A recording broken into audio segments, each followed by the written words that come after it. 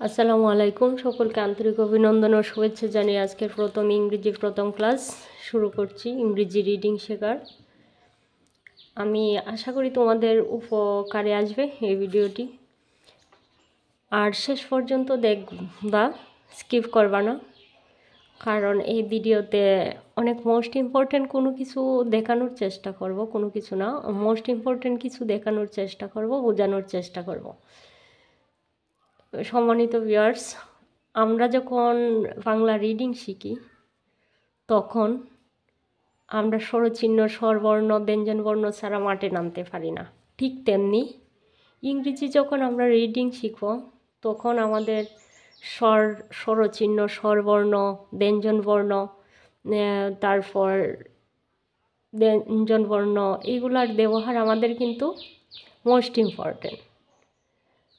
তাহলে আমরা ইংরেজির বেলায়ও আমাদের স্বরচিহ্নর ব্যবহার লাগবে, স্বরবর্ণের ব্যবহার লাগবে, ব্যঞ্জনবর্ণের ব্যবহার লাগবে।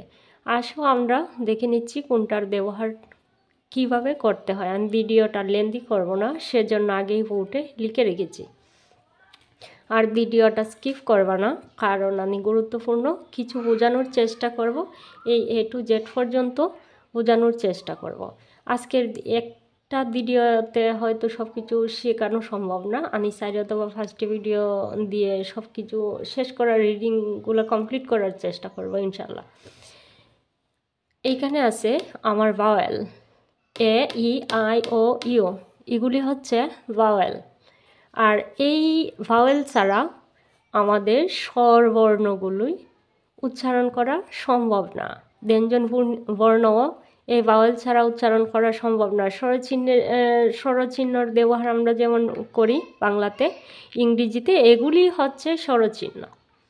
তাহলে আমরা A, E, I, O, U হচ্ছে ভাওয়েল, আর বাকি যেগুলো আছে সেগুলো সবগুলো কনসোনেন্ট। এগুলার সাহায্য ছাড়া বর্ণ শব্দ উচ্চারণ করা সম্ভব না। সেজন্য আমরা কি করব, এগুলার ব্যবহারটা দেখব। আর প্রথম দেখব আগে স্বরবর্ণের ব্যবহারটা, স্বরবর্ণগুলা কোনটা সাহায্যে কোনটা উচ্চারণ করতে হয়। স্বরবর্ণের ব্যবহারটা আমরা দেখে নিচ্ছি। এইখানে আছে স্বরে অ।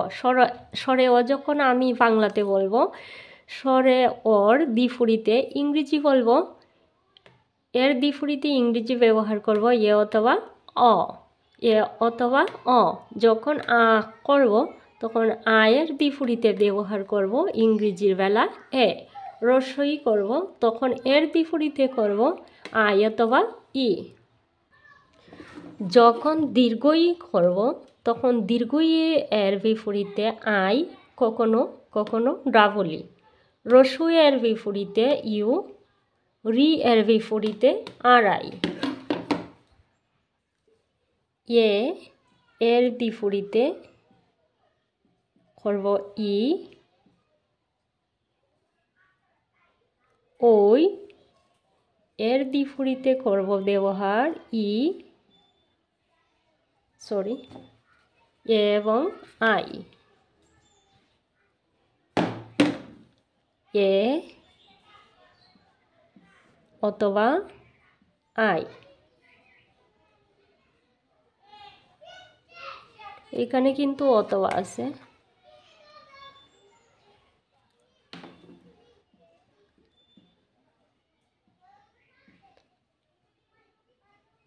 উ এর বিপরীতে করব ও, ঔ এর বিপরীতে করব এ, ইও।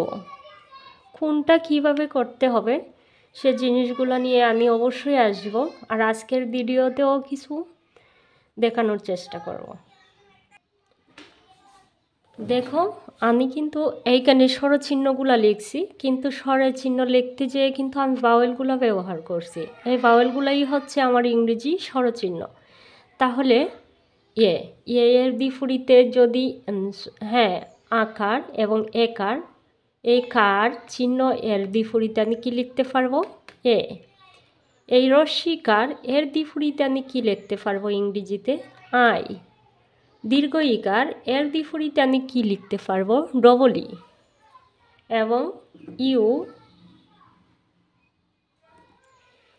ইউ এর বিপরীতে লিখতে হ্রস্ব উকার এর বিপরীতে লিখতে পারবো ইউ, দীর্ঘ উকার এর বিপরীতে লিখব ডবল ও, রিকার এর বিপরীতে লিখব আড়াই, একার এর বিপরীতে লিখব ই, ঐকার এর বিপরীতে লিখব এ অথবা আই।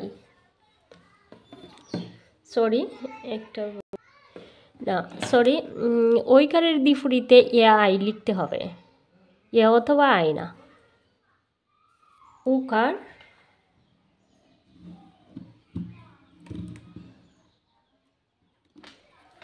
উকার এর বিপরীতে লিখব উ, ঔকার এর বিপরীতে লিখব এ ইউ অথবা ও ডাব্লিউ।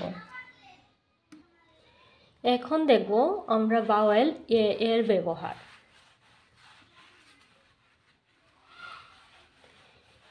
এটা সাধারণত চারভাবে উচ্চারণ করা হয়। এ এ সমান সমান আমরা ও উচ্চারণ করতে পারি, স্বরে ও। আবার এ এর বিপরীতে স্বরে আ, কখনো স্বরে আ উচ্চারিত হয়। এই ভাওয়েলগুলোর ব্যবহার আমি দেখাচ্ছি। স্বরে আর এ এর বিপরীতে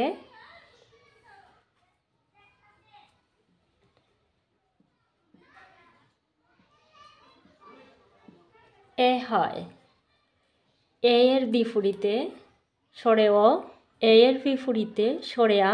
এই ভাওয়েলগুলা কখন একার, কখন আকার, কখন একার হয় তা দেখানোর চেষ্টা করছি। এ এর বিপরীতে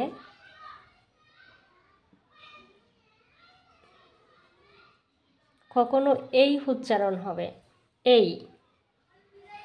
এ কখনো অতে উচ্চারণ হবে যখন কনসোনেন্টের পরে থাকে, আর যখনই কনসোনেন্টের শব্দের প্রথমে থাকবে তখন এই এটা তার নিজস্ব ভঙ্গি নিয়ে উচ্চারণ হবে। এ কখনো এ হবে, এ কখনো আ হবে। কনসোনেন্টের পরে থাকলে একার আকার হিসেবে ব্যবহার করা হয়, আর কনসোনেন্টের পূর্বে থাকলে, শব্দের প্রথমে থাকলে তখন এই অক্ষরটি অক্ষর হিসেবে ব্যবহার করা হয়। এই লেটারটি লেটারের ভঙ্গিতে উচ্চারণ করা হয়।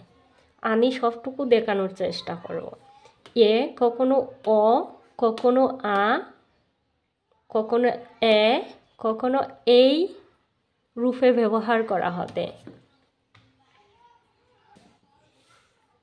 এ এর উচ্চারণ যখন অ, তখন আমাদের বানানটি কীভাবে উচ্চারণ করতে হবে দেখো। আমি উদাহরণস্বরূপ লিখছি C A double L, call, call, C A double L, call. ওর মতো উচ্চারণ হচ্ছে, এটা কিন্তু ওর মতো উচ্চারণ হচ্ছে। V A double L, ball. আমি কিন্তু এই স্বরচিহ্ন এ, আকার এবং একারের ব্যবহারটিও দেখাচ্ছি। তাহলে স্বরচিহ্ন আমরা এ সমান কি ধরতে পারি? আকার, একার। আয়ের বিপরীতে রস্যিকারের বিপরীতে কি ব্যবহার করতে পারি? আই। দীর্ঘইকারের বিপরীতে ডবল ই, হ্রস্বকারের বিপরীতে ইউ, দীর্ঘকারের বিপরীতে ডবল অ। আবারও বলছি, রিকারের বিপরীতে আর আই। একারের বিপরীতে আশা করি তোমরা বাকিটুকু বুঝতে পারবে ইনশাল্লাহ। তাহলে এটা কিভাবে উচ্চারণ হচ্ছে? ওর মতো, C A double L, call. B A double L, ball. ও, ওর মতো হচ্ছে উচ্চারণটা, এই এটা ওর মতো, এটা কিন্তু ভাওয়েল। তারপরে এফ এ ফা, টি এইচ ফা, না সরি, এখানে আর মতো উচ্চারণ হচ্ছে তাই এটা দেওয়া চলবে না।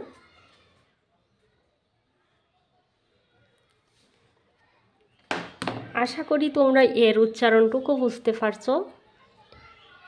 এ এবং স্বরে অ এর ব্যবহারটুকু বুঝতে পারছো। এ আমরা কোন সময় ব্যবহার করব? টি এ ডবল এল টল, এইভাবে তোমরা বানানগুলো লিখবে আর প্র্যাকটিস করবে। এখন এ যখন আ হয়, স্বরে আর মতো উচ্চারণ হয়, তখন আমরা লিখতে পারি সি এ আর খার। এই উচ্চারণটা এটা কিন্তু এইখানে এসে স্বরে আ হয়েছে আ। এফ এ আর ফার, আ স্বরে আর মতো উচ্চারণটা হয়েছে এই ফার। এন ই আর মার, ফার্মার। এফ এ ফা, টি এইচ ই আর দার, ফারদার। প্রথম উচ্চারণটি কিসের মতো হয়েছে? অর মতো। C A double L call, call অ। B A double L ball, অ। আর দ্বিতীয় উচ্চারণটি কিসের মতো হয়েছে? সি এ আর খার, আ। F A R far, N E R mer, farmer. তৃতীয় উচ্চারণটি হবে এর মতো, এ।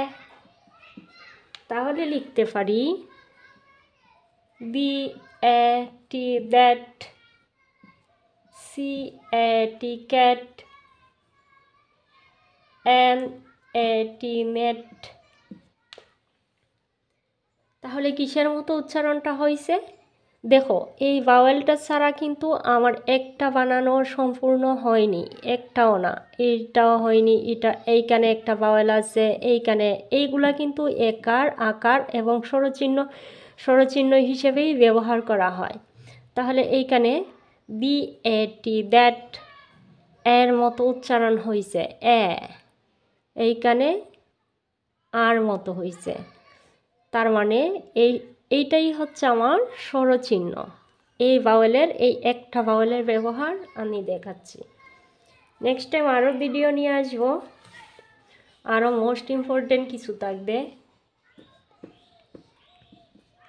দেখো, এ কিন্তু এই, সরি ওই দিছি, এইটা হচ্ছে এই, হ্যাঁ এই। এ কিন্তু আবার কখনো এর মতো উচ্চারণ হবে এই।